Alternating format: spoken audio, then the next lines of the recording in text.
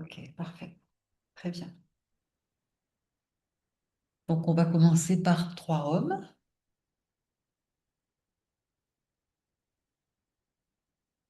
Donc, on s'installe confortablement. On peut prendre un mudra si on en a l'habitude. Donc, Shin Mudra ou Gyana Mudra ou Bhairavi ou Bhairava Mudra ou un autre mudra. Bien relâcher tout le corps.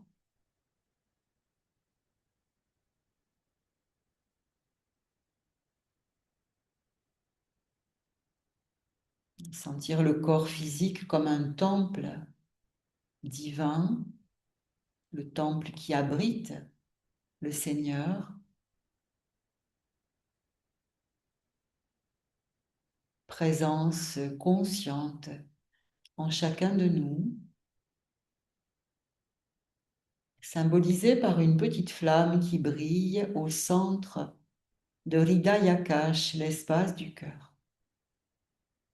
Cette petite flamme se nomme en sanskrit la Kanda Jyoti, la flamme éternelle ou la lumière éternelle. Cette présence qui est toujours présente, qui ne meurt jamais, identique à elle-même depuis notre naissance et bien avant et bien après ce corps.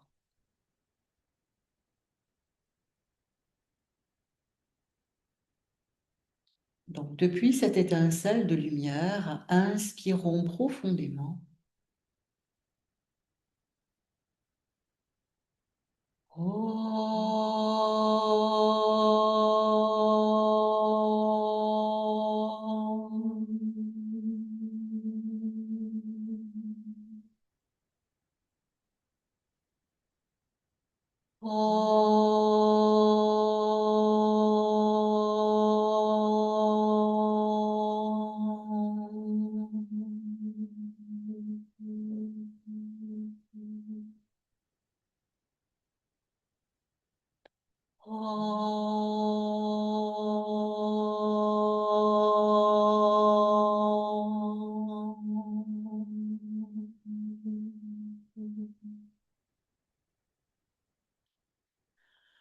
Om Gurur Brahma Gurur Vishnu Gurur Devo Maheshwaraha Gurur Sakshat Padam Brahma Tasmei Shri Guruve Namaha.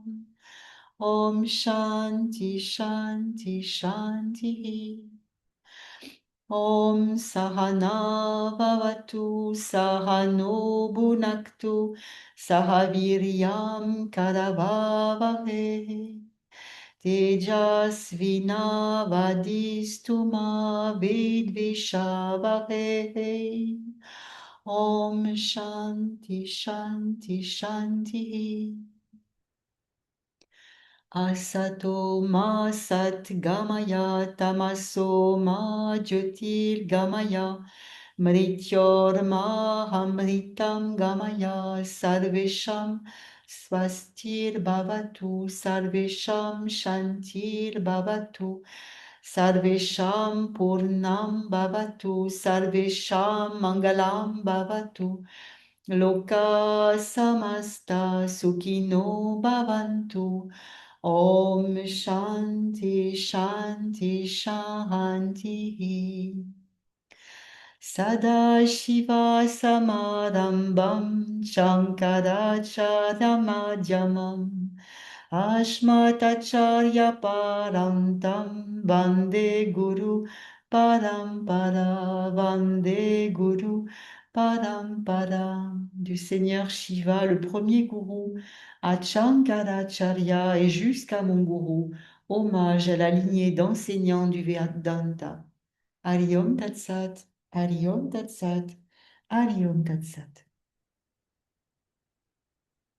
Nous allons poursuivre avec un moment d'assise méditative guidée en relation avec les sutras étudiés. Donc, gardez la posture, gardez le mudra, le dos droit, le corps relaxé.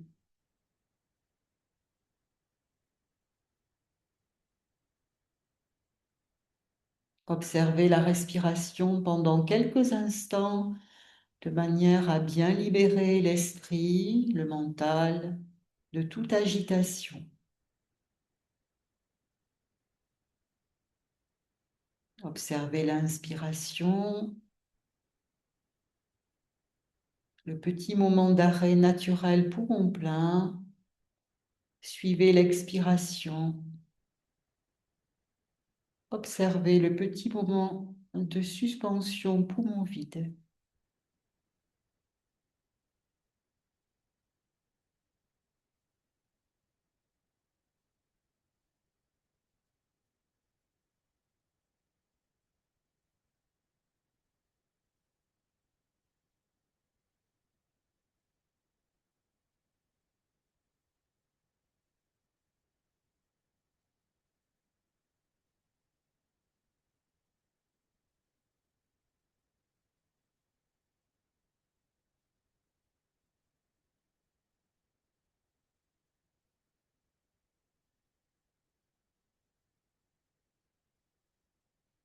En suivant la respiration pendant quelques instants, le mental se calme rapidement.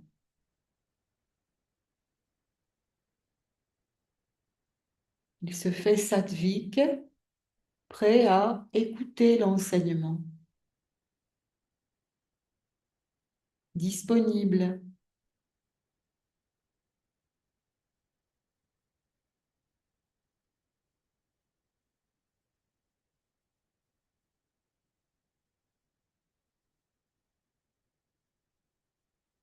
Sri Shankaracharya nous dit dès le début d'Atma Bodha, il est important pour le mumukshu, le chercheur spirituel, d'avoir un esprit, un mental calme, sattvik, ouvert,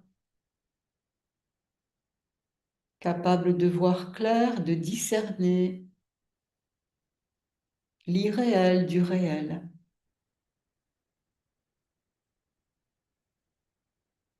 Laissez la respiration s'effectuer naturellement et demeurer tranquillement assis pendant que se déroule la vie ordinaire. Restez ainsi en contemplant le spectacle existentiel.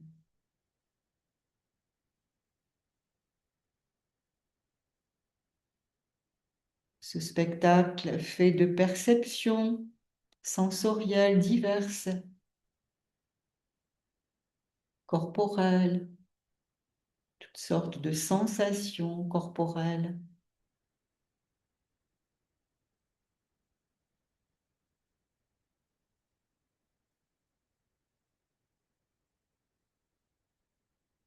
D'odeurs,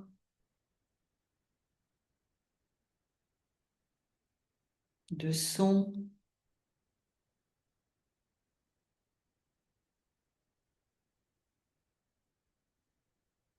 de vibrations.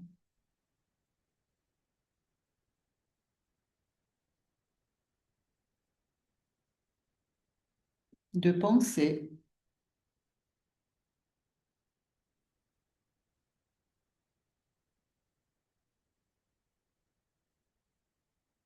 d'émotions.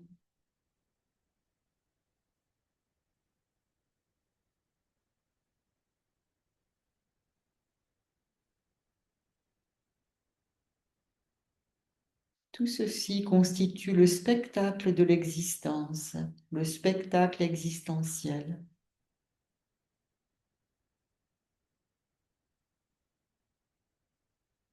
Et il y a en l'instant une présence intense et calme en même temps, celle de la conscience.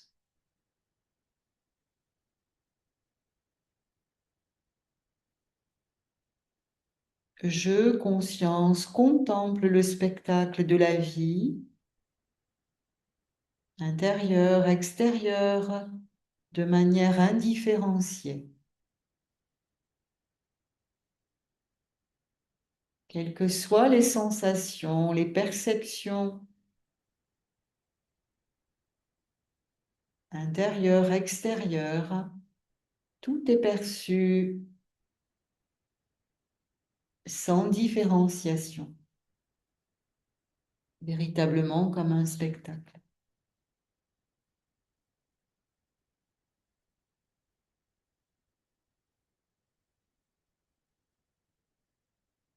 Le spectacle n'est pas seul, comme on a tendance à le croire souvent. Il est perçu par la conscience en ce moment même.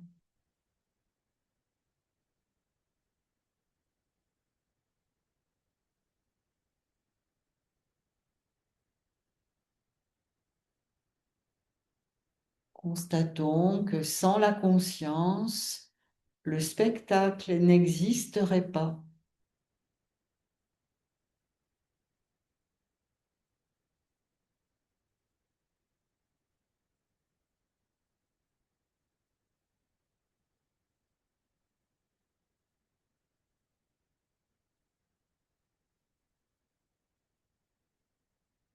Parfois, les événements quotidiens absorbent notre attention. Nous sommes immergés en eux, brassés dans leur saveur, dans le fait de les aimer ou non.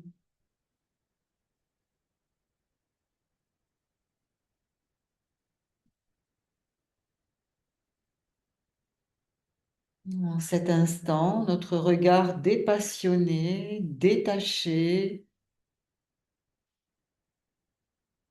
le regard que nous portons au spectacle, modifie totalement notre vécu. Tout devient spectacle,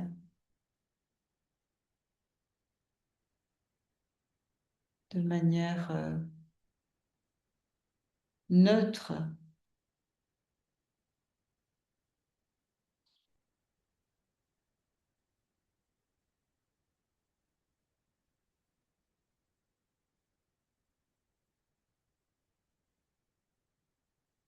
Telle est la première expérience à laquelle il faut aboutir. C'est vraiment le premier step dans la connaissance de soi. Nous détacher de ce qui est observé. L'observateur est différent de ce qui est observé. Il n'est pas ce qui est observé.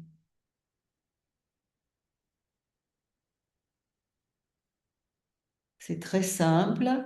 Il suffit de s'asseoir et de regarder.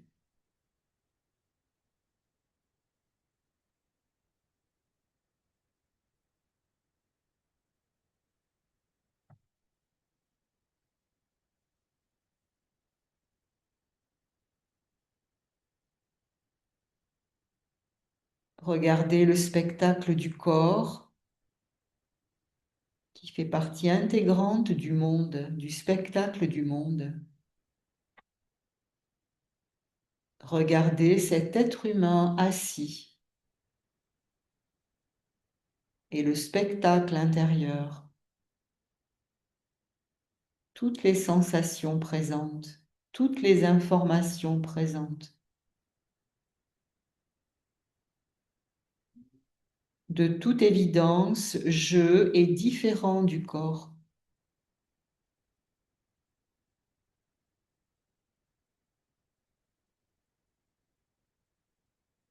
Je est le percevant, le corps est perçu.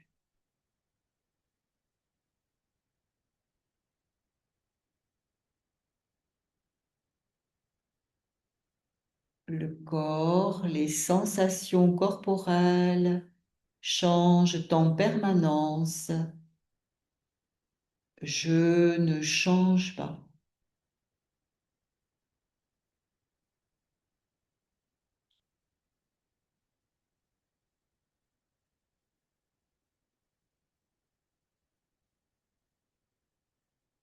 Regardez également l'énergie présente en ce moment dans le corps, dans votre enveloppe pranique que l'on ressent comme énergie. Peut-être Ressentons une énergie davantage tamasique, peut-être de la lourdeur, un petit peu de léthargie, de la fatigue ou de la lassitude, peut-être un manque de clarté,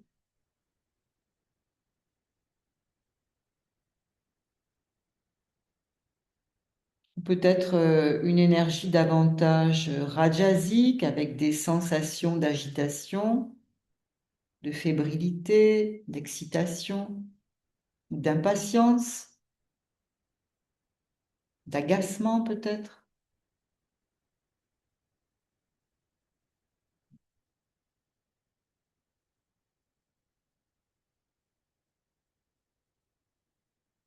Ou bien une énergie sattvique avec davantage d'harmonie, de clarté, de calme,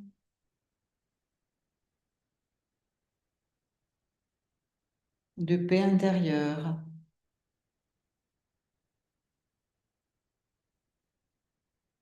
Les gunas se meuvent dans l'enveloppe pranique et changent régulièrement tout au long de la journée.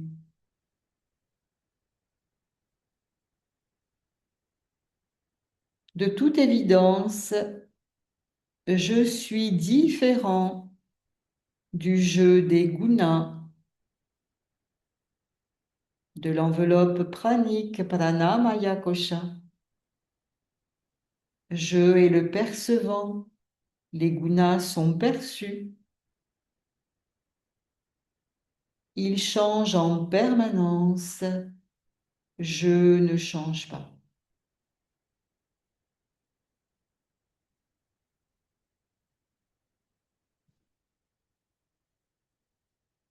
Contemplez également le spectacle des pensées qui vont et viennent comme des nuages dans le ciel de la conscience. Des pensées qui nourrissent les humeurs, les émotions, le jeu des énergies, des sensations dans le corps selon les émotions, selon les pensées. Il y a des sensations différentes dans le corps, parfois des tensions, des douleurs, des résistances, ou bien une grande détente de l'espace,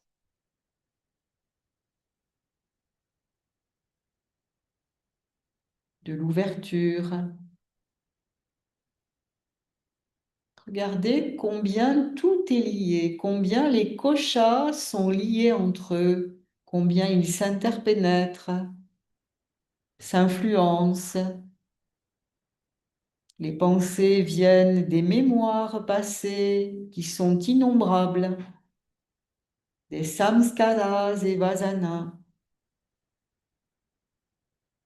Et si vous vous laissez happer par les pensées, vous les nourrissez.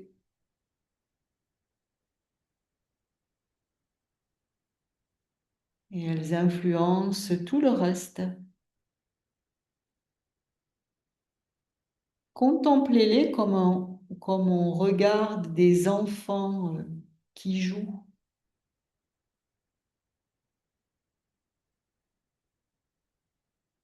Vous n'êtes pas les pensées. Vous n'êtes pas le penseur des pensées. Je est différent des pensées et du penseur des pensées qui est l'ego. Tout cela est contemplé par je, la conscience.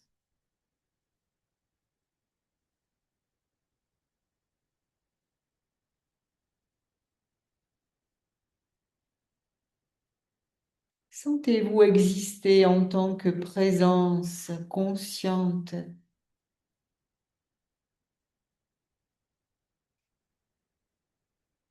Cette prise de conscience induit une désidentification spontanée chaque fois que l'on est conscient, d'être conscient des pensées, des sensations, des énergies, de tous les mouvements intérieurs, du spectacle, il y a une désidentification qui se fait naturellement, spontanément.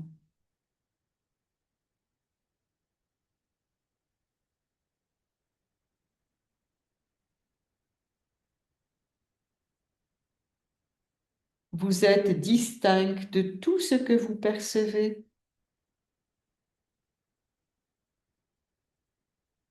Vous regardez le monde extérieur comme un spectacle. Vous regardez le corps étant lui-même un spectacle.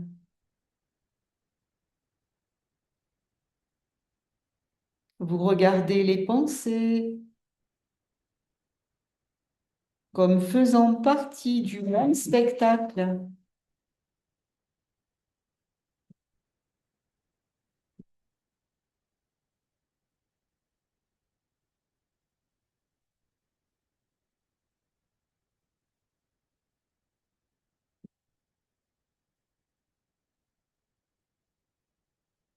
Percevez l'ensemble de l'existence, interne et externe, comme un spectacle global. L'attachement ne peut survivre à un tel regard.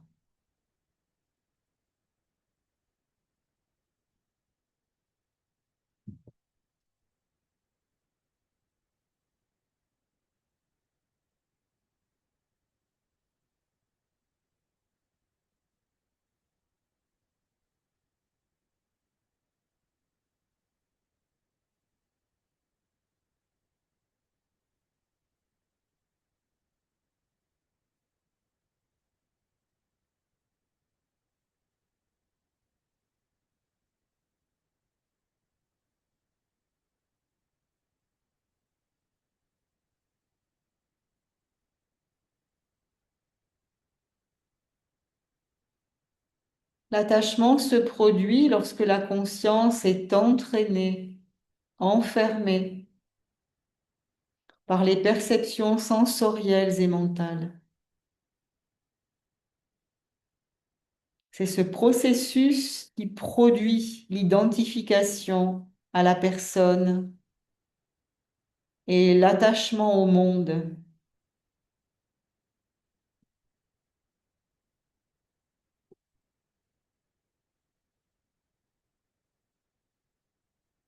Les désirs et les aversions, les joies et les peines sont miennes lorsque je suis happée par le spectacle, lorsque je m'identifie au corps.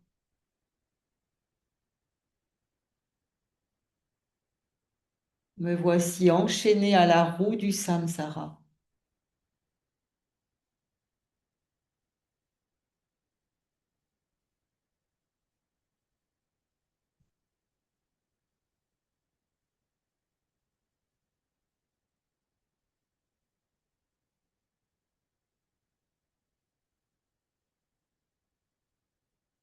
Lorsque les désirs et les aversions, les joies et les peines sont vécus comme un spectacle passager, ils n'ont plus de substance, de racine réelle, de profondeur. Moi-même, je demeure inaffectée.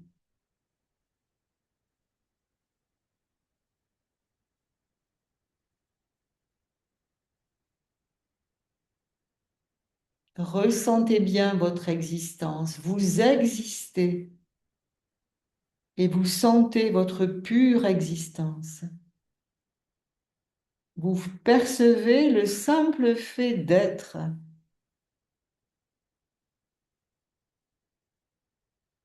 telle une évidence généralement ignorée, évidence qui demeure toujours présente derrière les manifestations physiques, énergétiques, psychiques. Ceci est la première étape indispensable à la connaissance de soi.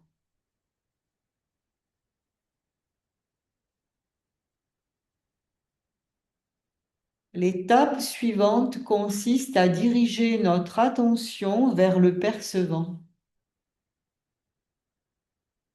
Qu'est-ce qui perçoit le spectacle? Qui suis-je? Posez-vous la question.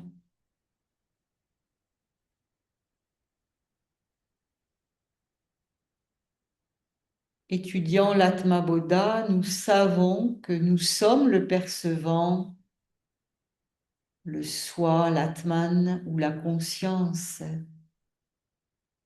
Nous pouvons dire intérieurement Aham Brahmasmi. Je suis Brahman, je suis la conscience, je suis cela, je suis conscience, je suis conscience, je suis conscience. Nous imprégner de ces grandes paroles Mahavakya, nous en imprégner et ressentir, goûter leur saveur, goûter la saveur de cette présence consciente que nous sommes.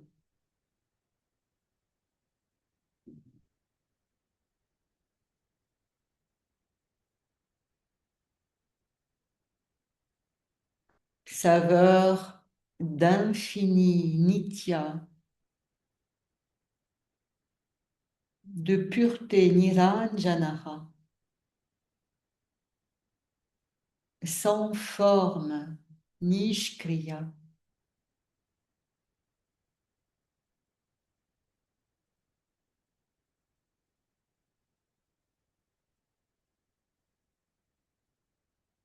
sans attribut, nirguna.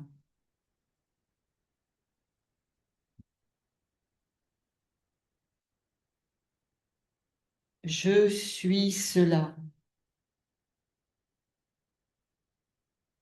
Je suis cette réalité impalpable, incommensurable, ineffable.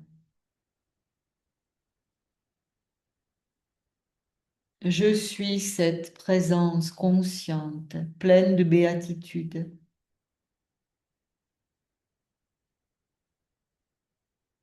Je n'ai ni forme, ni contour, ni frontière, ni mouvement, ni naissance, ni mort. Je suis la plénitude sans fin.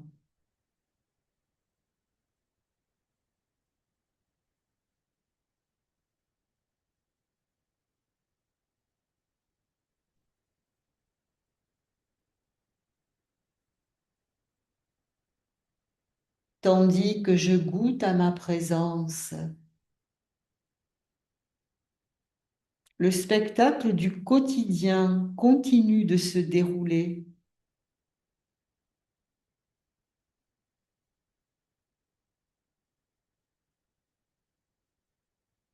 Percevant le spectacle du monde, je perçois également ma présence, la conscience que je suis, en amont, mon inébranlable présence spacieuse, sans limite,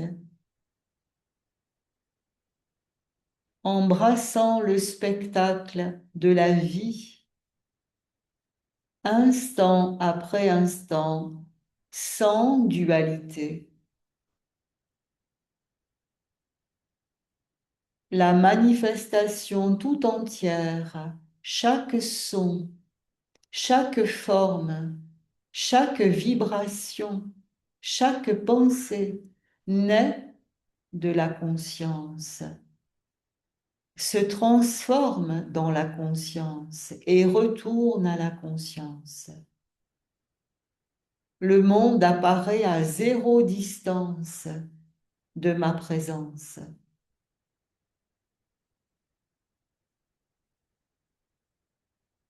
C'est la troisième étape.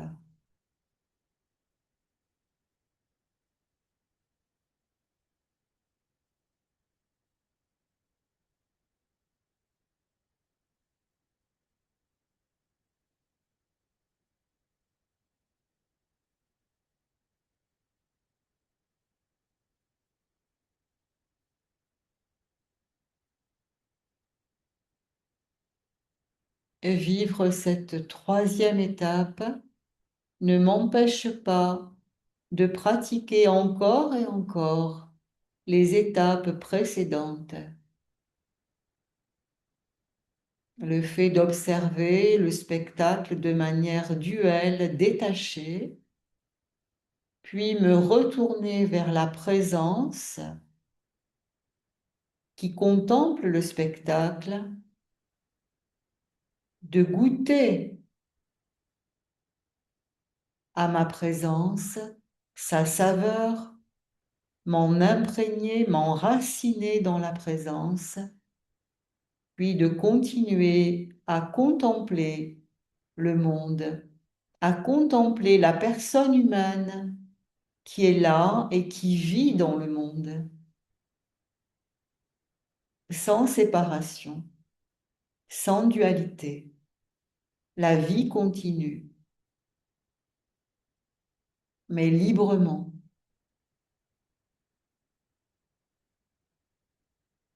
Donc voici les 3 étapes que nous propose d'expérimenter Sri Adi Shankaracharya, ce grand maître de la non-dualité. Et c'est véritablement une pratique à faire, à vivre encore et sans doute tout au long de la vie, probablement de plus en plus naturellement et facilement au fur et à mesure que l'on progresse vers notre vraie nature.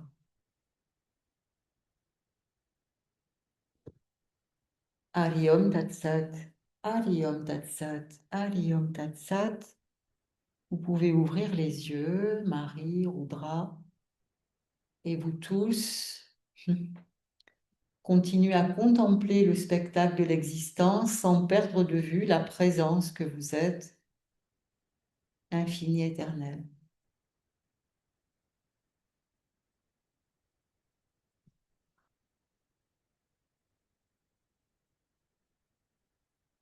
Donc nous allons revoir les versets 49 à 58, puisque dimanche, nous avons été coupés par un orage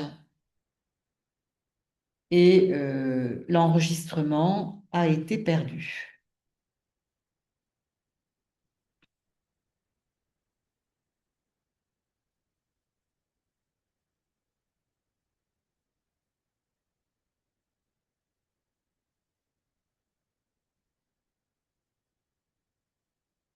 Donc, je lis le verset vers par vers, si tu veux. Donc, Marie, tu peux reprendre après moi. Roudra, tu n'as pas le texte, mais ça fait rien. Et vous tous aussi, bien sûr, si vous avez le texte. Donc, verset 49. Jivan mukta tutat vidvan, Jivan mukta tutat vidvan, Purvupadi gunan tyajet, Purvupadi gunan tyajet, Sachitananda rupatvat, Sachitananda rupatvat, Bhavet Brahmarakitavat, Bhavet Brahmarakitavat. Donc, on va revoir, si vous le voulez bien, la traduction du sanskrit parce que je trouve que c'est intéressant d'apprendre petit à petit les mots, hein, qui sont les mots spirituels, même si je vous les ai envoyés par écrit. Donc, verset par verset. Jivan Mukta Tutat Vidvan. Jivan Mukta. Le Jiva, c'est l'individu. Et le mukta, c'est le libéré vivant, c'est celui qui est libéré de son vivant. Donc le jivan mukta, l'individu libéré vivant. Vidvan vient de vidya, la connaissance, donc vidvan, celui qui connaît. Tat, la vérité. Donc l'individu libéré vivant, celui qui connaît le soi, la vérité c'est le soi. Deuxième verset, Purva Upadi Gunan Tyajet. Tyajet, ça veut dire abandonner, donc abandonne. Purva Upadi, l'identification aux Upadi, Gunan, les gunas, et aux gunas, aux attributs. Troisième verset, Satchit Ananda Rupatvat, parce que Rupatvat, sa forme, Rupa c'est la forme, Vat réelle, est Satchit Ananda, donc Sat existence, Chit conscience, Ananda, c'est souvent traduit par félicité ou béatitude, mais ce qui nous fait vivre la béatitude, c'est le fait qu'on goûte à l'infini. C'est quand on goûte à notre nature infinie que l'on goûte à l'ananda. C'est ça qui fait que l'on a ce sentiment de bonheur incomparable. Donc, celui qui est libéré vivant, celui qui connaît le soi, abandonne l'identification aux upadis et aux attributs parce que sa nature originelle est existence, conscience infinie. Dernier verset, Bhavet Brahmara Kitavat. Kitavat comme une larve. Bhavet devient Brahmara une guêpe. Donc, l'individu libéré vivant, doté de connaissance du soi, cesse de s'identifier à ses attributs ou padis parce que sa nature originelle est Satchitananda. Il devient véritablement Brahman comme une larve devient une guêpe. Ça paraît très bizarre, hein, comme une larve devient une guêpe.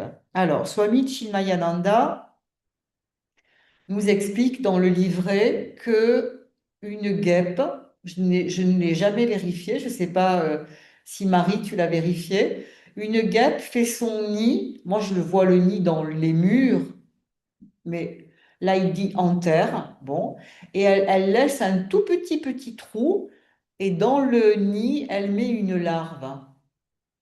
Et la guêpe pointe sa tête dans le trou et pique la larve régulièrement jusqu'à ce que la larve devienne une guêpe. Alors, ce que dit Swami Chinmayananda, c'est que la larve, sans défense, et inoffensive bien sûr, sans défense, est complètement apeurée de voir la tête de la guêpe et elle s'identifie à la guêpe et c'est pour cela qu'elle se transforme en guêpe. Bon, je ne sais pas si c'est la réalité, mais en tout cas, voilà.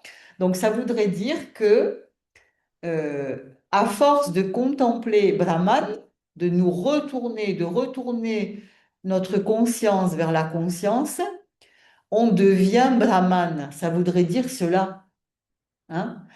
En réalité, on ne devient pas Brahman, on est Brahman. On l'est déjà, mais étant donné que l'on s'identifie euh, aux upadis, on s'identifie au corps physique, au corps pranique, au guna, aux pensées, aux émotions, aux désirs, aux aversions, etc., etc., on ne sait pas que l'on est Brahman, on ne sait pas que l'on est le soi, hein. Et donc, euh, en pratiquant Atma Bodha, c'est-à-dire la désidentification des upadis, on pourrait dire, entre guillemets, que l'on devient Brahman. On ne l'était pas puisqu'on s'identifiait aux Upadis et chemin faisant, on devient Brahman. On ne devient pas Brahman une fois pour toutes. Pourquoi?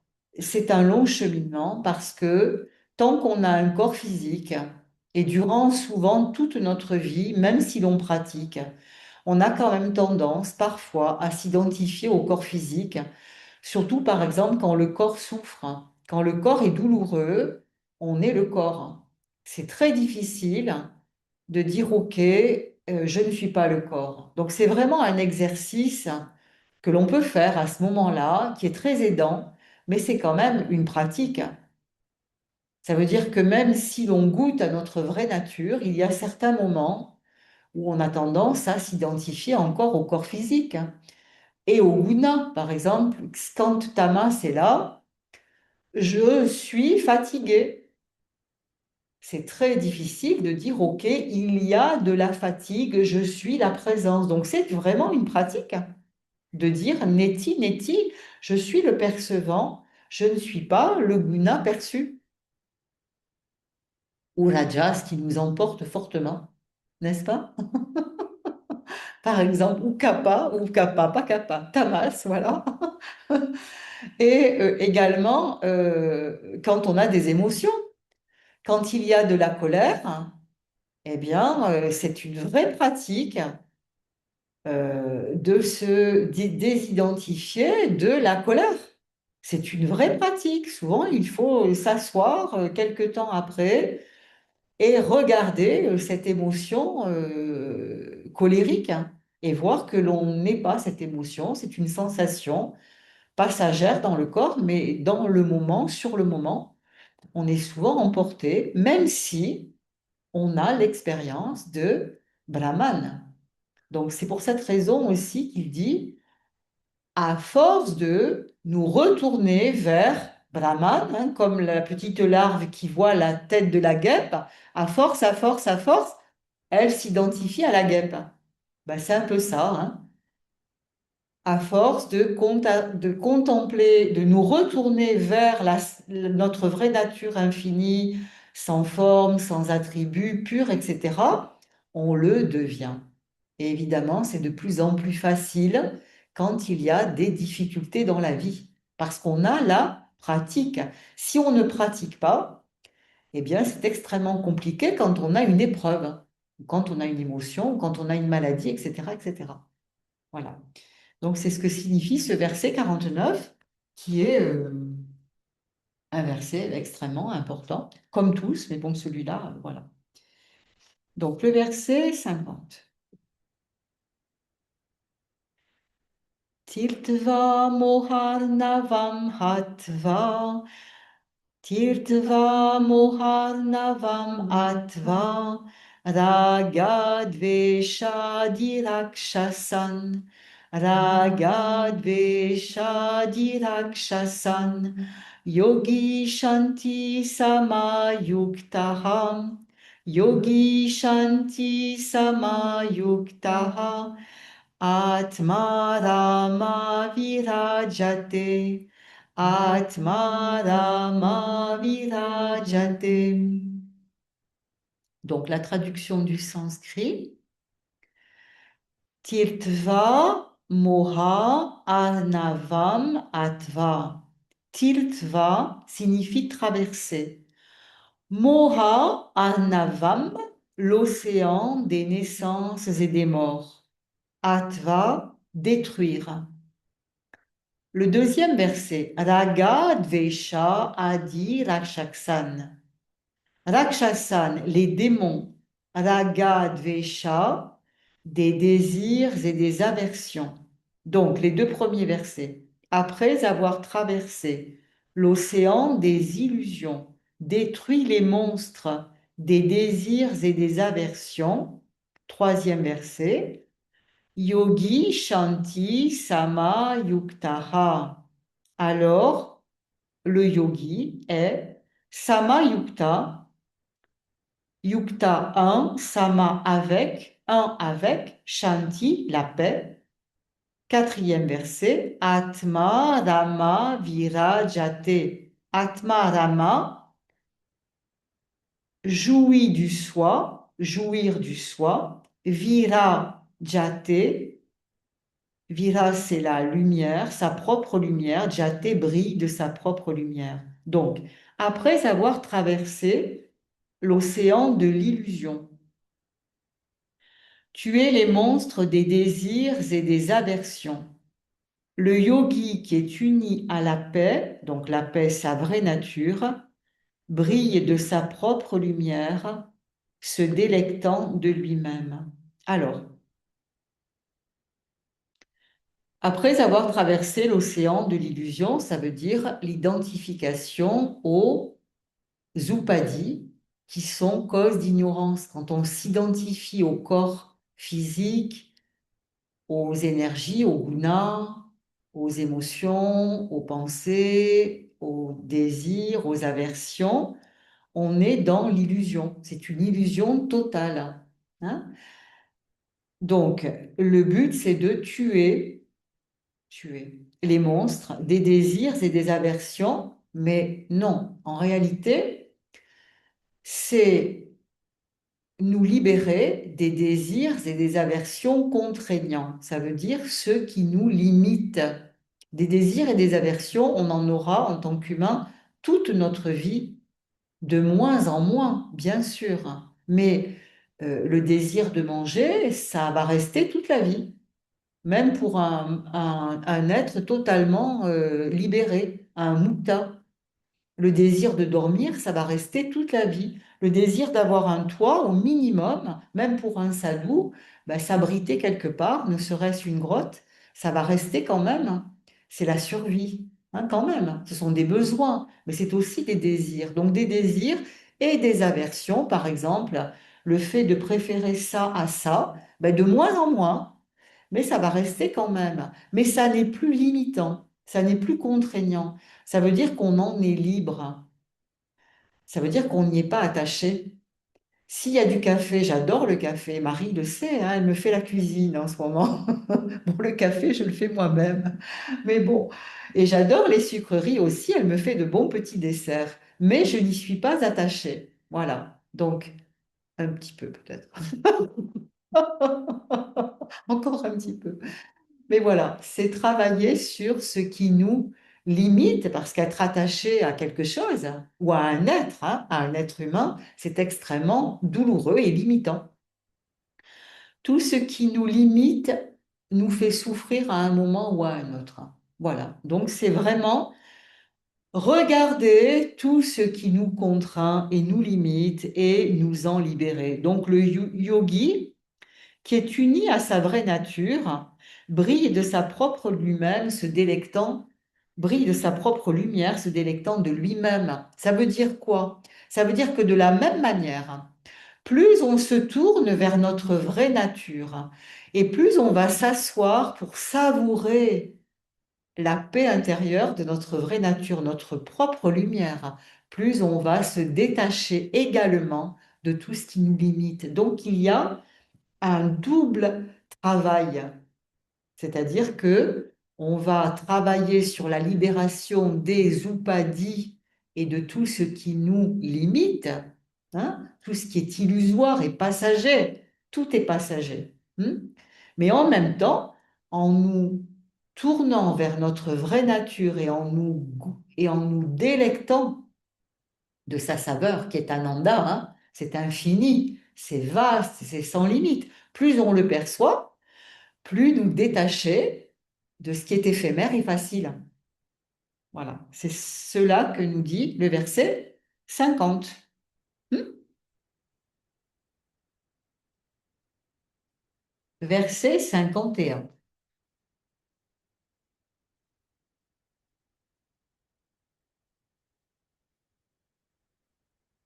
Bhaya nitya sukha shaktim, Bhaya nitya sukha shaktim, Itvatma shuka nirvirtaha, Itvatma shuka nirvirtaha, Gatashta dipavat svashtaha, Gatashtajipavat svashtaha Svantaheva prakashate Svantaheva prakashate.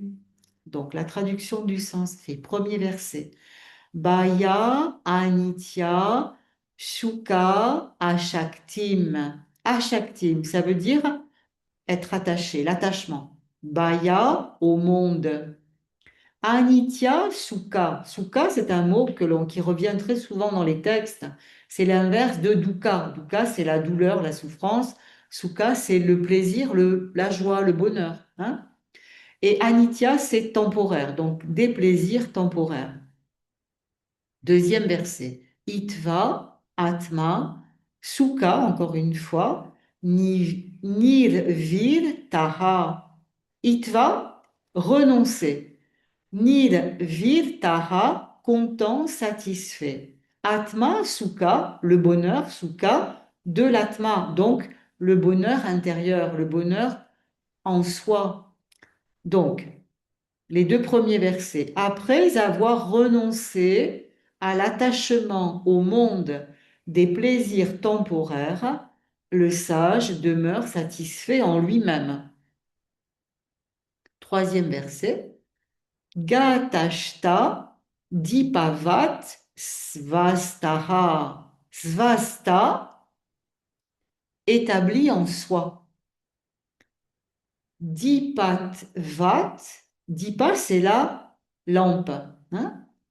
Dipatvat comme une lampe brillante, puisque vat c'est cela, la lampe du soi, la lampe brillante du soi. Gatashta à l'intérieur d'un bocal. Quatrième verset. Sva anta eva prakashate. Prakashate brille. Sva anta eva. Eva seul. Sva anta à l'intérieur. Sva anta eva seul à l'intérieur. Donc, après avoir renoncé aux joies éphémères du monde extérieur, satisfait en lui-même, il brille seul à l'intérieur, comme une lampe placée à l'intérieur d'un bocal, sans perdre de vue la vision de sa nature. Alors, après avoir renoncé aux joies éphémères du monde extérieur, en réalité, on ne renonce pas aux joies éphémères du monde extérieur. On sait que les joies du monde extérieur sont éphémères, on en est conscient à présent et de ce fait, on n'y est plus attaché. Donc, ça n'est plus limitant. Mais le monde reste joyeux, encore peut-être davantage quand on goûte à notre vraie nature. Parce que notre vraie nature, ne l'oublions pas, est infinie, elle est totalement ouverte et éclaire et embrasse l'existence. Donc l'existence est extrêmement joyeuse. Tout est joyeux. Euh, alors, même une épreuve, alors une épreuve n'est pas joyeuse, mais on peut, même dans une épreuve, goûter à la joie de notre vraie nature, à la paix de notre vraie nature, à l'infini de notre vraie nature. L'épreuve est là, et même quand c'est vraiment une épreuve, hein, on peut quand même sentir la paix intérieure. Voyez? Donc, ça veut dire que, quel que soit ce que la vie nous donne, la présence est vraiment telle une lampe brillante à l'intérieur d'un bocal. Alors, le bocal, eh ben, c'est ça. Et il est dit que la Kanda Jyoti, la lumière du soi, brille dans la grotte du cœur, Hridayakash, hein, telle une petite flamme qui ne vacille pas. Ça veut dire que c'est extrêmement stable. Notre présence, elle est immuable, elle est infinie, éternelle, elle est immuable, elle ne bouge pas. Donc, il nous est possible de nous enraciner, c'est le mot qui est employé et que je ressens aussi, de nous enraciner en la stabilité de notre présence. On pourrait dire, dans une Upanishad, il est dit, on parle de l'arbre banyan.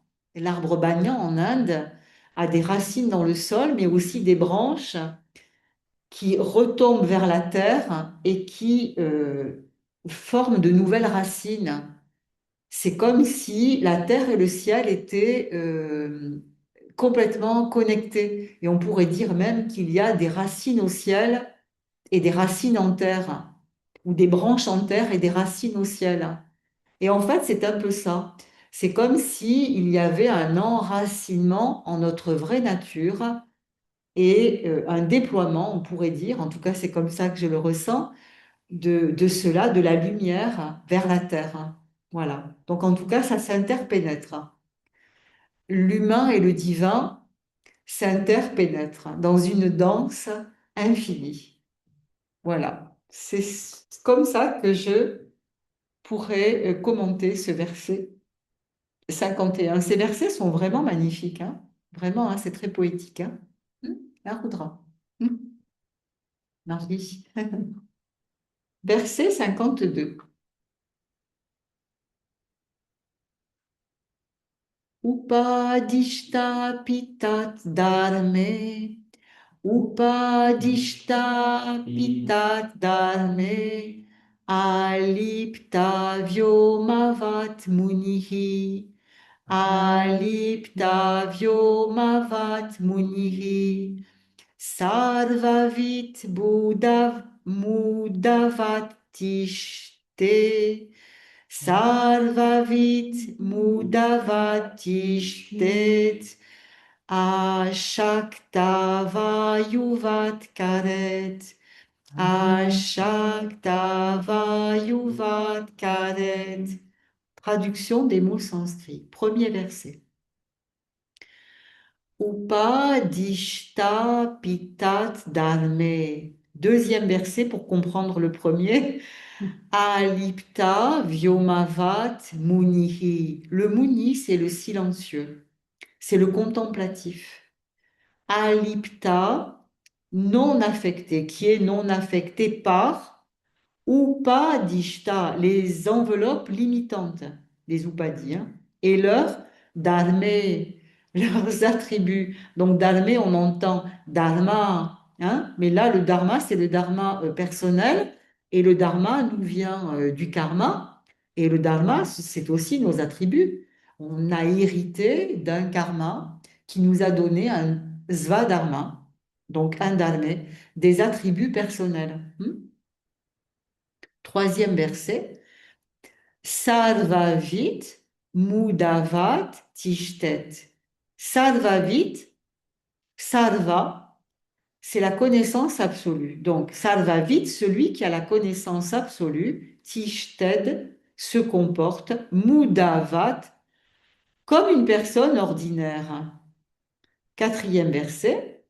Ashakta vayuvat karet. Karet, se mouvant. Ashaktara, de manière non attachée, c'est-à-dire librement. Vayu, les vayu, vat, comme l'air, comme le vent. Dans Vyomavat, l'espace, que l'on retrouve au deuxième verset, Vyomavat. Donc, cela donne, même s'il continue à vivre avec les koshas, hein, et leurs attributs, le sage n'est pas affecté par eux. Bien qu'il ait la connaissance absolue, il peut se comporter comme un homme ordinaire, se déplacer librement comme le vent dans l'espace. C'est vraiment très beau, hein. Donc, même s'il continue à vivre avec les koshas, ben oui, même un mukta, vit avec un corps physique, avec une enveloppe pranique, avec un mental, avec un intellect, avec peut-être encore des samskaras et des vasanas qui petit à petit s'éliminent et se purifient. Plus on vit dans notre vraie nature. Ça, c'est très important à comprendre. Plus on se tourne vers notre vraie nature, Et plus on goûte à notre vraie nature, et plus on vit à partir de notre vraie nature, même si par moments ça nous échappe, on va, pas on va, ça va se faire naturellement. Les samskaras et les vasanas, le karma va s'auto-libérer. Et quand on s'identifie aux upadis, parce qu'évidemment ça va le faire encore et encore et encore, là on fait du karma. Donc, on fait du karma et on se libère du karma. Mais plus on se libère du karma, et moins on fait de karma, parce qu'on a la connaissance au fur et à mesure. On voit très rapidement, ah là, je suis identifié au corps physique et à la douleur. Ah là, je suis identifié au corps mental, émotionnel, je suis emporté par la tristesse ou la colère, etc. Ah là, je suis emporté par les gunas. Donc, c'est vu rapidement. On est beaucoup moins emporté dans la durée.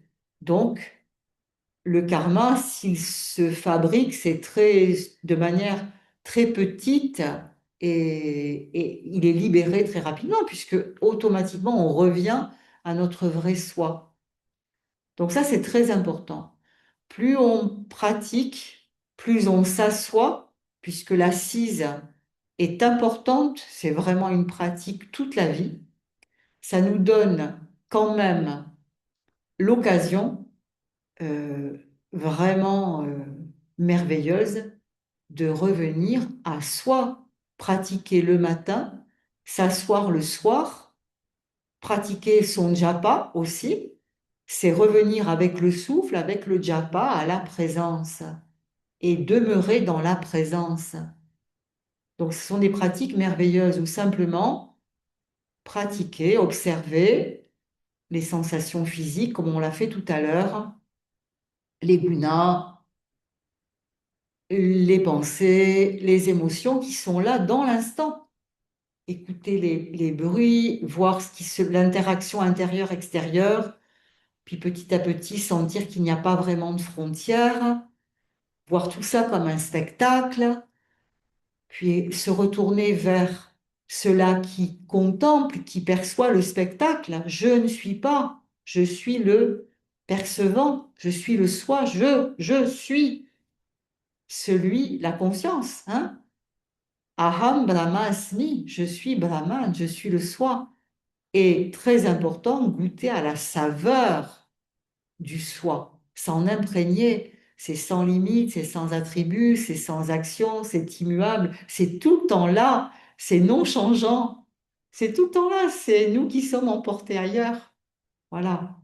Et petit à petit, constater que le monde apparaît dans notre présence, sans dualité. Ça, c'est la troisième étape. Hmm. Voilà, donc c'est un entraînement, hein. Et là, donc bien sûr, le mukta, le libéré, hein, le yogi, bien qu'il ait la connaissance absolue, il peut se comporter comme un homme ordinaire, se déplacer librement comme le vent dans l'espace.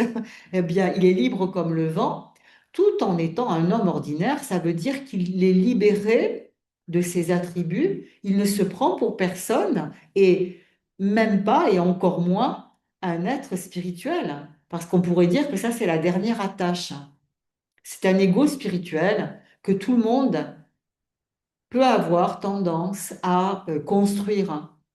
Je suis un être spirituel. Je suis un yogi ou une yogini.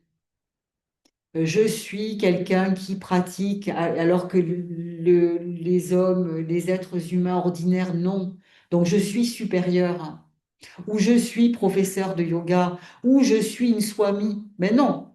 Dans le monde, on n'est rien du tout. On peut jouer le rôle d'un professeur de yoga. On peut jouer le rôle d'un enseignant spirituel. On peut jouer le rôle d'un renonçant, d'un swami. Le renonçant, c'est pas vraiment un rôle, hein, c'est quelqu'un qui dédie sa vie à Dieu, mais il ne se prend pour personne. S'il se prend pour quelqu'un, pour un maître, il fait un upadi. Là, à nouveau, il s'est pris les pieds dans l'illusion. Il est enfermé dans l'illusion. Donc, Alors là, il faut vraiment faire attention parce que l'identification à la personne spirituelle, à l'être spirituel, est extrêmement difficile à voir et à libérer. Donc soyons vigilants de ne pas nous laisser enfermer par cette illusion. Restons simples et sincères. Toujours sincères avec nous-mêmes et sincères avec les autres. Ne nous cachons pas derrière une apparence spirituelle. C'est très important. Hmm. Voilà pour le verset 52. Donc, la dernière fois, eh bien, ça a disjoncté au 53. Donc, voilà, on y arrive. Upadivilayat Vishnu, Upadivilayat Vishnu, Nirvishe Samvishet Munihi, Nirvishe Samvishet Munihi, Jale Jalam Viyat Vyomni, Jale Jalam Viyat Vyomni, Teja Teja Sivayatam, Teja Teja Sivayatam. Traduction des mots sanscrits, versets 1 et 2 pour la compréhension. Donc ensemble, hein. Upadi Vilayat Vishnu Nirvishesam Vishet Munihi. Alors, Vilayat, lors de Vilayat, la destruction des Upadis, le Muni, le contemplatif, le silencieux, Nirvishenam, est totalement Vishet, absorbé en Vishnu. Vishnu, c'est un aspect de Ishvara, de Dieu, manifesté, de Dieu, on pourrait dire de Dieu dans le monde, hein. C'est le Dieu créateur. C'est pas Brahman, c'est Brahman hein, aussi, bien sûr, hein, mais c'est le Dieu que l'on prie. Brahman, on ne peut pas le prier. Il est sans attribut, sans forme, etc., etc. Mais Vishnu, mais Ishvara, il peut prendre toutes les formes, hein. Il peut prendre la forme de Brahma, Vishnu, Shiva et toutes les déités, toutes les divinités, toutes les déités. Donc on peut le contempler, le prier, on peut s'adresser à lui. Ishvara. Verset 3. Jale, Jalam, Viyapt, Vyomni. Comme Jale, Jalam, l'eau dans l'eau. Donc l'eau dans l'eau, bah, ça veut dire quoi? Par exemple, une tasse d'eau plongée dans l'eau. Bah, l'eau de la tasse d'eau se dissout, se mélange avec l'eau. Viad, Vyomni, l'espace dans l'espace. Ben pareil, une tasse vide dans l'espace, eh bien l'espace dans la tasse se mélange avec l'espace.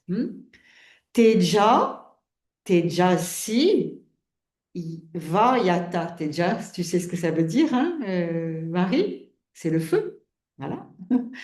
Le feu dans le feu. Alors, qu'est-ce que ça veut dire, le feu dans le feu? Bon, on pourrait dire une étincelle dans le feu.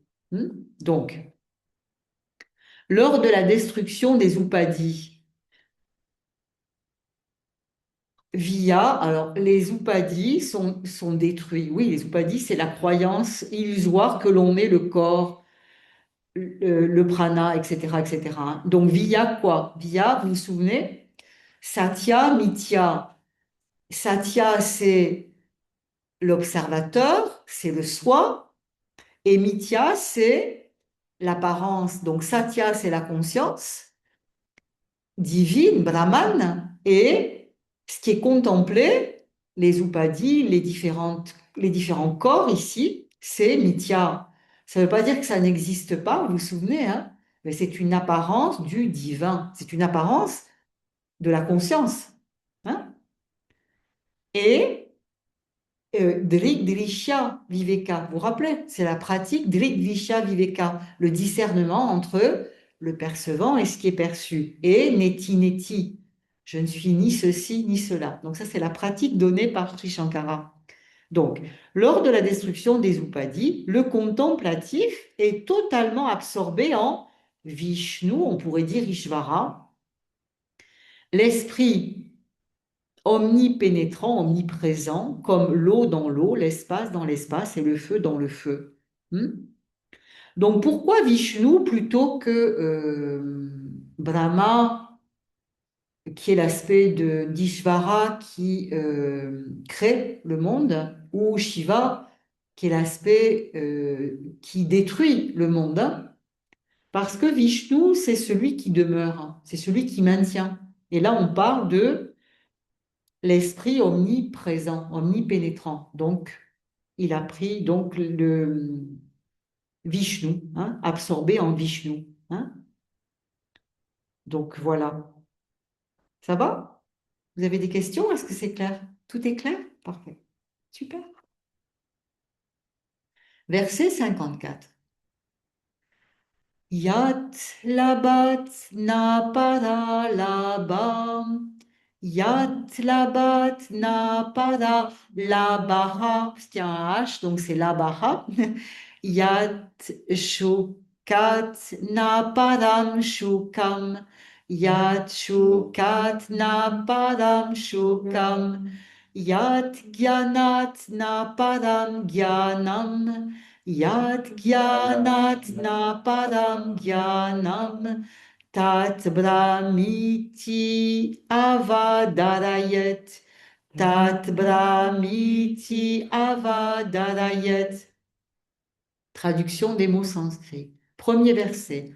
Yat labat na apara labaha. Yat, en comparaison, labat, ça veut dire atteindre. Donc, en comparaison de cela qui est atteint. Na paro, rien d'autre. La bara n'est à atteindre. Donc, en comparaison de ce qui est atteint, en comparaison de cela, le soi qui est atteint, rien d'autre n'est à atteindre. Deuxième verset. Yat shukat na aparam shukam. Yat shukat, en comparaison, shukat, le bonheur, hein, la joie suprême. Na aparam shukam, aucun bonheur plus grand. Non, aucun bonheur n'est plus grand en comparaison. Hein. En comparaison de l'ananda suprême, aucun bonheur n'est plus grand. Verset 3. Yat, en comparaison, gyanat, na aparam gyanam. Donc, yat, gyanat, en comparaison, gyana, de la connaissance, gyanat, suprême. Na aparam gyanam, aucune connaissance n'est plus grande. D'ailleurs, quand on parle de la connaissance suprême, on met un grand C, la connaissance, hein, en comparaison de toutes les connaissances. Quatrième verset. Tat Brahma iti avadarayet. Tat Brahman, la reconnaissance de Brahman, ce Brahman, ça veut dire Tat Brahman, hein, donc la reconnaissance de Brahman, iti avadarayet, peut être réalisée. Donc, cela donne réaliser que cela est Brahman et rien d'autre n'est à atteindre. Aucun bonheur n'est plus grand que l'ananda, la félicité du soi. Hein. Aucun savoir n'est plus grand que la connaissance. Et donc, la connaissance ne laisse plus rien d'autre à connaître. Alors, ça ne veut pas dire, encore une fois, que on ne va pas savourer les joies du monde, mais évidemment, en goûtant à l'ananda intérieur, on sent bien que cet ananda est toujours là, alors que les joies mondaines sont passagères. Donc évidemment, c'est incomparable. Évidemment. Aucun savoir n'est plus grand que la connaissance, puisque tout savoir est limité. C'est savoir ça ou ça, et même ça, c'est passager, alors que la connaissance du soi, elle est éternelle. Une fois que l'on connaît sa vraie nature, on la connaît. On y revient encore et encore, c'est un entraînement. Mais une fois que l'on sait que l'on est le soi, on sait que l'on est le soi, on le sait. Comme quand on sait que l'on est une femme ou un homme. On n'a pas besoin de se le répéter. C'est pareil. Voilà, donc et cette connaissance-là surpasse toutes les autres connaissances. Ça ne veut pas dire que l'on ne va pas continuer à apprendre certaines choses. Par exemple, j'apprends le sanskrit et je me régale à apprendre le sanskrit, mais ça n'est pas comparable à la connaissance du soi. Voyez? On apprend tous ensemble, on apprend à connaître Atma Bodha, c'est magnifique, cela nous permet d'aller vers la connaissance avec un grand C du soi. Mais ça n'est qu'un texte, quand même. Voilà. Et donc, la connaissance avec un grand C ne laisse plus rien d'autre à connaître. Hmm. Ça va? C'est clair? Oui. Verset 55.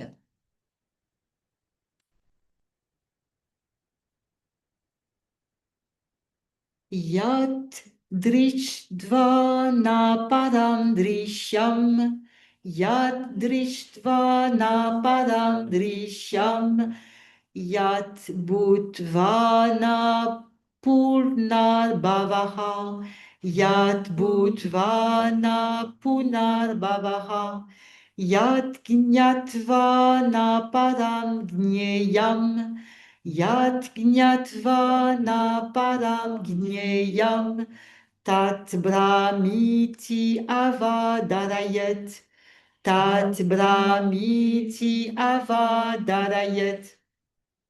Traduction du sanskrit, Yat Drishva Na Aparam Drishyam.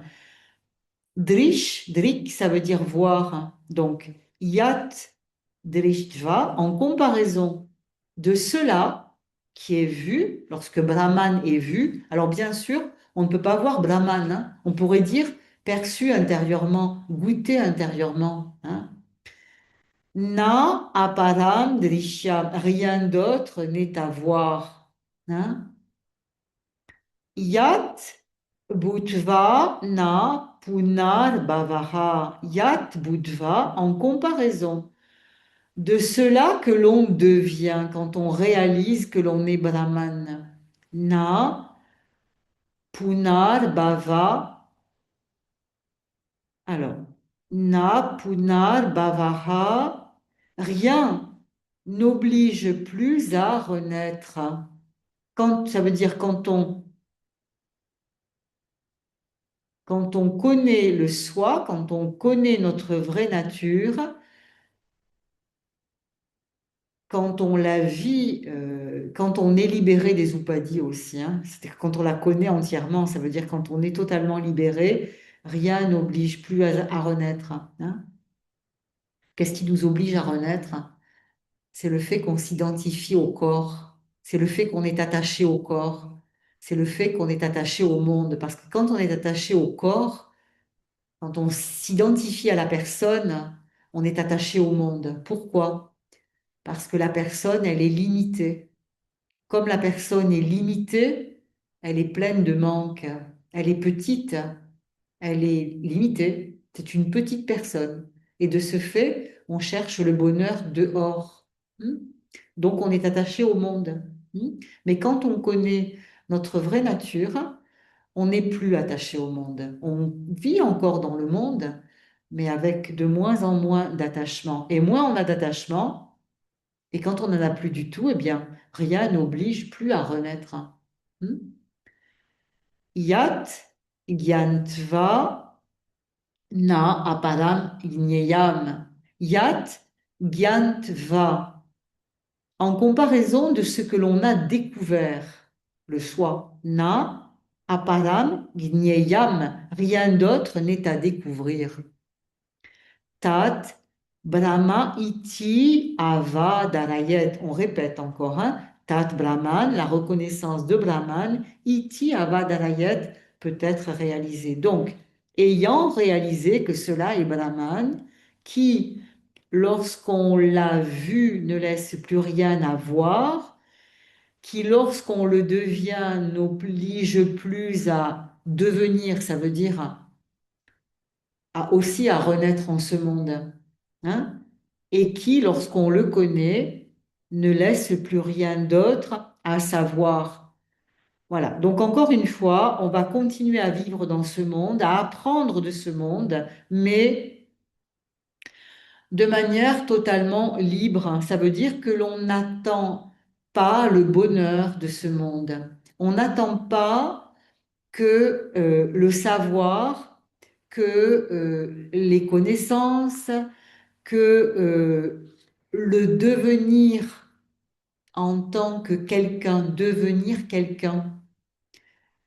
Tant qu'on ne s'intéresse pas vraiment au Jnana Yoga, hein, on a tendance, même en tant que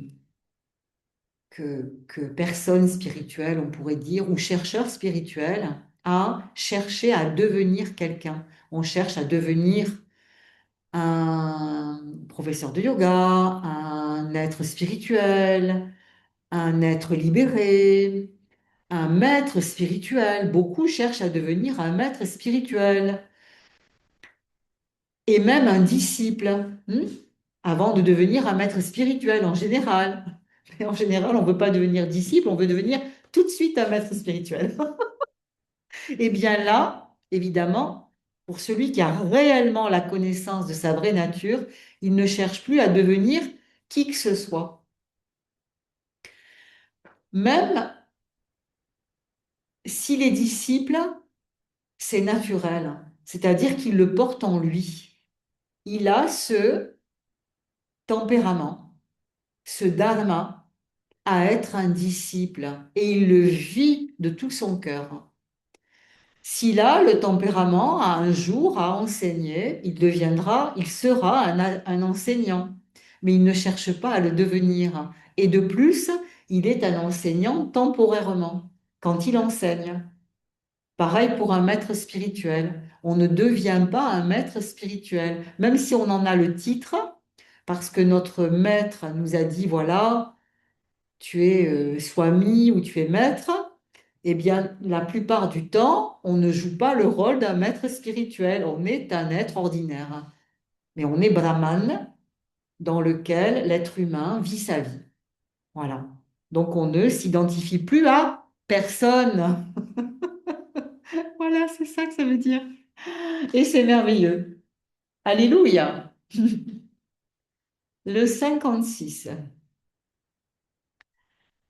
Tiryak urdhvam ada purnam, Tiryak urdhvam ada purnam, Sachidanandam advayam, Sachidanandam advayam, Akandam nityam ekam yat, Akandam nityam ekam yat, Tat Brahmiti Avadarayet.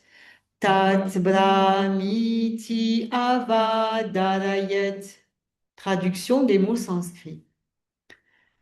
Tiryak Urvam Ada Purnam, le premier verset. Donc, Purnam, on parle de qui? Purnam, ça veut dire plein, hein, c'est la plénitude, hein.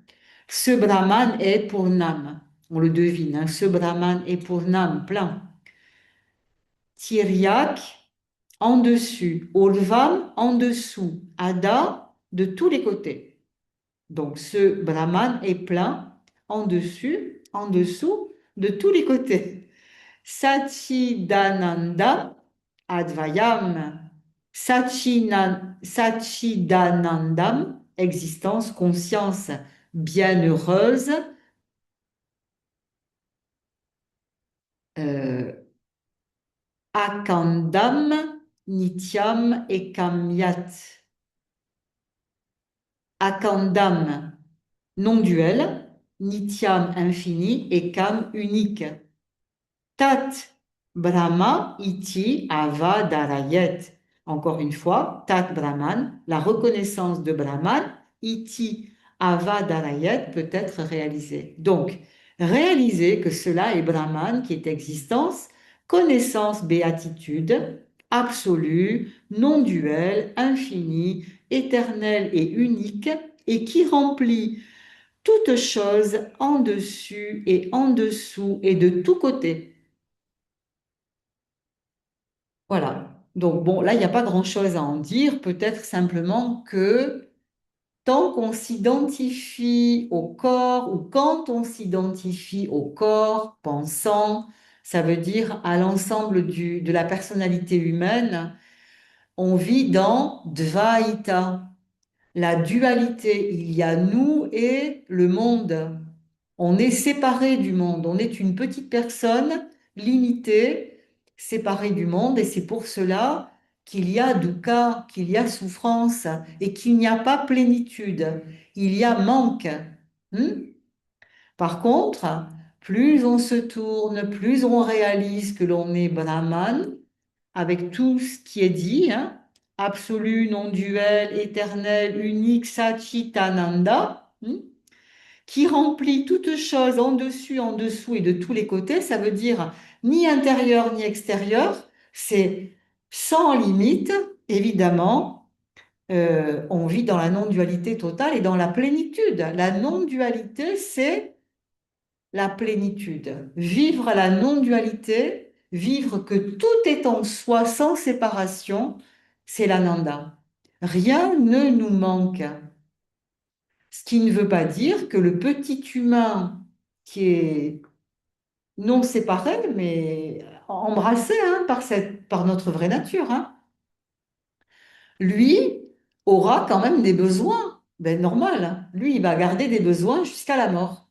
Mais notre vraie nature, ben, elle a besoin de rien. Donc, ce qui est magnifique, c'est de se vivre sur le plan de l'absolu, englobant notre nature humaine qui, ben oui, notre nature humaine, elle a encore des besoins. Ben c'est OK. Voilà. Donc notre vraie nature n'en a pas, et c'est juste magnifique. Elle est béatitude, mais le petit humain, eh bien, il vivra ce qu'il a à vivre jusqu'au bout. Voilà ce que nous dit ce verset 56. Tout va bien? Super. 57. Atadvyavriti rupena, Vedante lakshatadvayam, Vedante lakshatadvayam, Akandanandam ekamyat, Akandanandam ekamyat, Tat brahmiti avadarayet, Tat brahmiti avadarayet. Traduction des mots sanscrits. Atad vyavriti rupena. Rupa, ça veut dire forme, hein, mais là, ça veut dire rupena processus. Donc, par le processus de vyavriti, la négation de atad, ce qui n'est pas cela. Vedante, lakshyate advayam. Lakshyate indiqué dans le Vedanta, le Vedanta, advayam, le support stable immuable. Akanda, anandam et kamyat, tat brahma iti avadarayet. Donc, Tat Brahman, ce Brahman qui est Akanda, plénitude, Anandam, infini sans limite, Ekam, unique, Iti, Avadarayat peut être connu par le processus de négation de ce qu'il n'est pas, indiqué dans le Vedanta, dans Atmabodha, mais dans le Vedanta, comme support immuable, Brahman, unique, plein, plénitude, infini peut être connu. Donc on voit que l'Advaita Vedanta dont le yoga et le jnana yoga, pratiquent cette négation, contrairement à ce que dit le Néo-Advaita Vedanta, qui dit on est déjà cela, donc il n'y a rien à faire, il y a juste à reconnaître que l'on est cela. Mais c'est juste impossible. C'est-à-dire, ça peut être compris intellectuellement, ou on peut en avoir une expérience fugace, mais si on ne fait pas la pratique intégralement, et encore, et encore, et encore, chaque fois que l'on s'identifie aux upadis, on n'y arrive pas. On n'arrive pas à réellement se libérer de l'ignorance. Ça sera toujours une connaissance fugace ou un moment, un vécu fugace, ou bien une compréhension qui est bien là, mais non vécue. Ce qui veut dire qu'en fait, ben, le petit humain, il va continuer sa vie complètement attaché. C'est ce qui se vit aujourd'hui. C'est la grande mode aujourd'hui avec le néo-advaita, c'est ce qui se vit, c'est-à-dire que les êtres humains ne progressent pas. Ils sont toujours aussi limités et dans l'ignorance et dans l'imperfection. Bon, en tant qu'être humain, on ne sera jamais parfait, mais plus on vit depuis notre vraie nature, plus cet être humain devient sadvique, ou on pourrait dire, plus cet être humain est sadvique, les deux, hein, dans les deux sens, plus il a la possibilité d'aller vers sa vraie nature. Mais aller vers ça, c'est un vrai travail hein, pour la plupart des gens. Il y a des personnes exceptionnelles hein, qui le sont déjà, mais pour la plupart d'entre nous, c'est la job, comme on dit au Québec. Hein. Il faut faire la job. Hein. Et oui, vraiment, dans les deux sens. Donc, ça veut dire que le travail de désidentification, hein, Satya, Mithya, Viveka, euh, Drigdrishya Viveka et Neti Neti, c'est un travail à faire constamment, ainsi que nous retourner vers notre vraie nature. Hein jusqu'à ce que ça devienne naturel. On n'a plus besoin de se le dire. Au début, on va se dire, je ne suis pas ceci, cela, je suis le percevant. Neti, neti, je ne suis ni ceci, ni cela.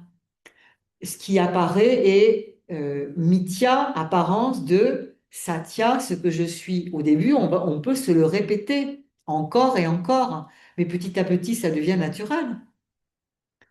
Quand on s'aperçoit que on s'est identifié au corps douloureux, eh ben, on ne l'est pas. On a juste à réaliser, la conscience réalise quelle est la conscience qui perçoit le corps douloureux. On n'a plus besoin de se le répéter, ça devient naturel. C'est une pratique naturelle. Donc c'est bien un entraînement qui nous amène à un naturel. Et petit à petit, on revient à sa vraie nature comme ça. On l'est, puisqu'on l'est déjà. Voilà.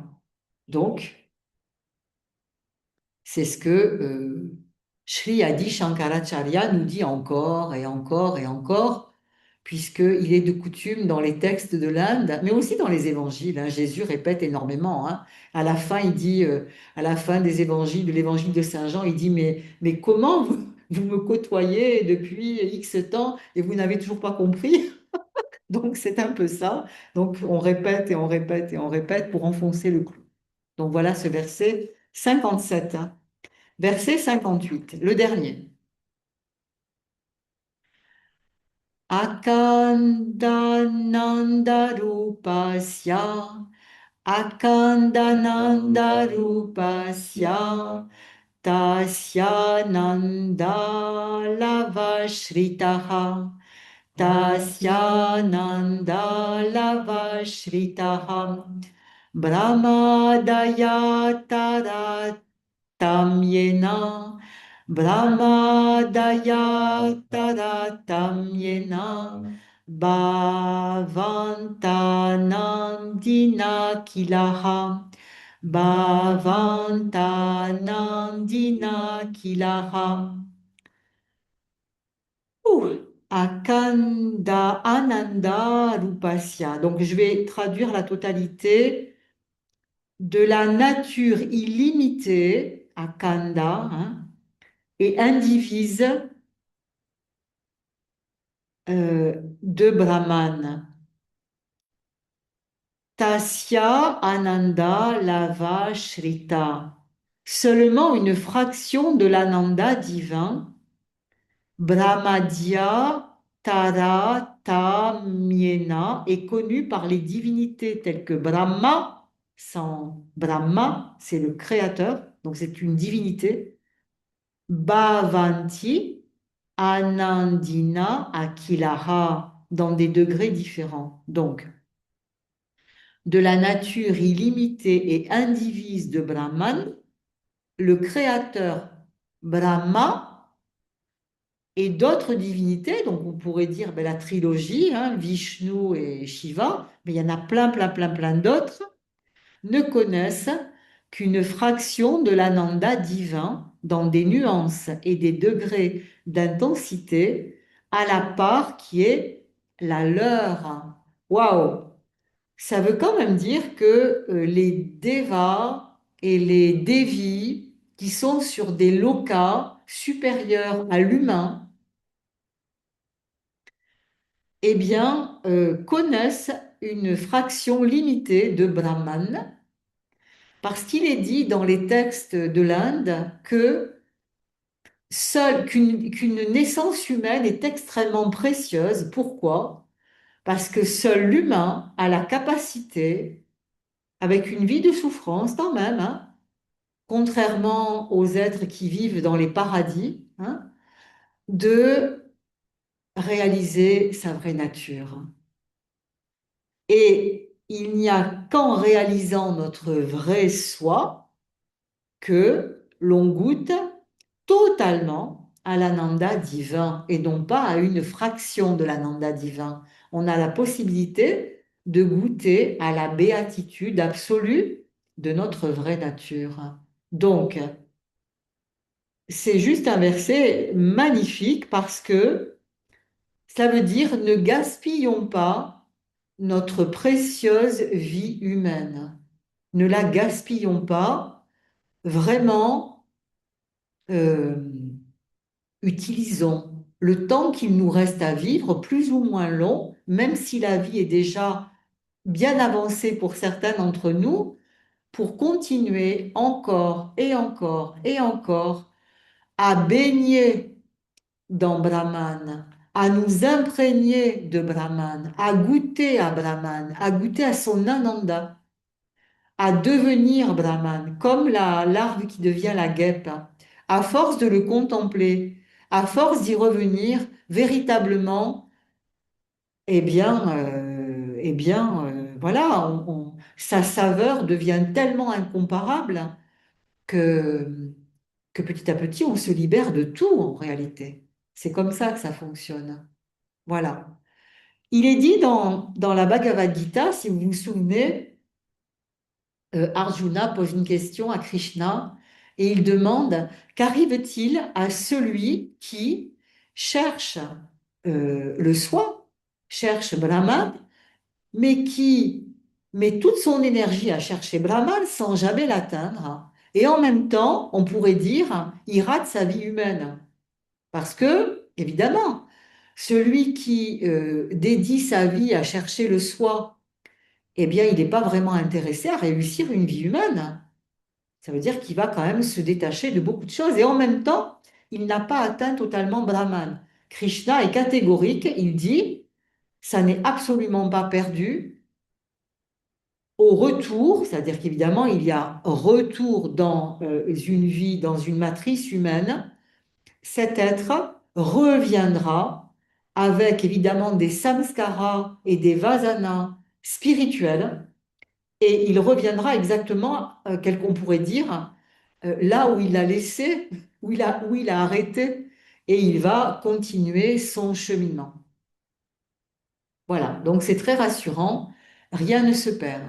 Même si ça n'est pas nous, hein, moi, Marie, Roudra et vous tous ici, hein, qui revenons, bien sûr que non, puisque la personne, l'ego, c'est juste une apparence fugace, hein, mais les samskaras et les vasanas voyagent. Ici et maintenant, ils se mélangent. Et dans l'au-delà, ils vont continuer à se mélanger en fonction du degré atteint. Et bien évidemment, l'être, le soi, les samskaras et les vasanas qui vont quitter le corps physique vont aller dans des locas différents en fonction du degré atteint. Il y a des mondes et ça va continuer à progresser, on pourrait dire ça comme ça. Et à un moment donné, ça reprendra naissance pour continuer ce cheminement, puisque la vie humaine, il est dit dans le Vedanta, la vie humaine est extrêmement précieuse puisque elle nous donne la possibilité de réaliser notre vraie nature. Voilà. Donc, ça n'est pas aller au paradis, bien que ça soit très agréable, mais même le paradis, c'est temporaire. C'est temporaire, le paradis. Hein, dans la Katha Upanishad, le père de Nachiketa veut aller au paradis. Bon, ben lui, il va au paradis. Mais Nachiketa, le petit qui est tout jeune, il est tout jeune. Lui, il veut pas aller au paradis, hein. Non, non, il prie pour que son père aille au paradis. C'est son souhait. Mais lui, non, Neti Neti. Lui, il veut réaliser sa vraie nature. C'est son souhait. Donc voilà. Donc, que ça soit notre souhait à tous. Et puis surtout, euh, usons le mieux possible du temps qu'il nous reste à vivre. On ne sait pas, même si on est jeune, on ne sait pas le temps qu'il nous reste à vivre, hein. Donc, continuons à progresser. Donc, je vous encourage tous, hein, à mettre en pratique les trois étapes que, que l'on a pratiquées pendant la méditation, hein. Donc, la première étape qui est de se dissocier du spectacle. Nous sommes le spectateur, dissocié du spectacle. Je suis le drig qui perçoit le drishya, hein. Je suis la conscience qui perçoit le spectacle. Puis, deuxième étape, qui suis-je? Je me retourne vers le spectateur, la conscience. On sait que c'est la conscience.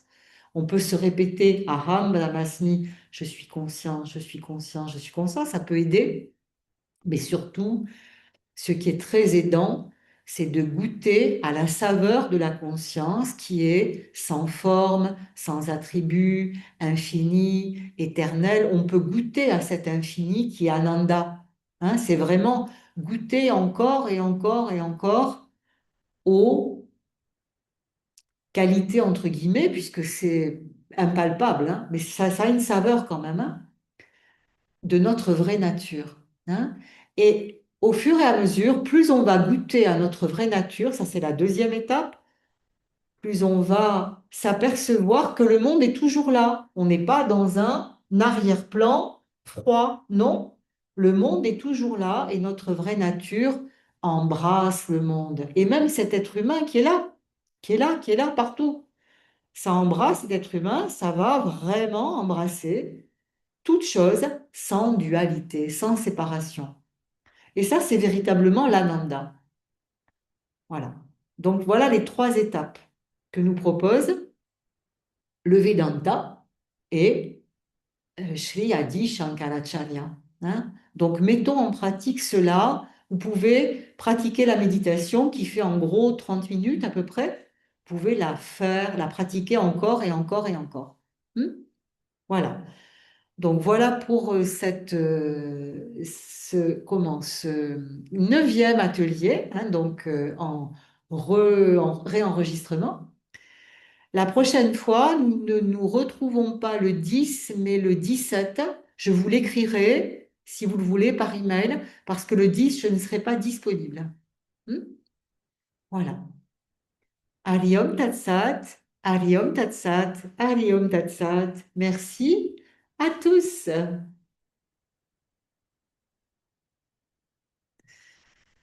Voilà.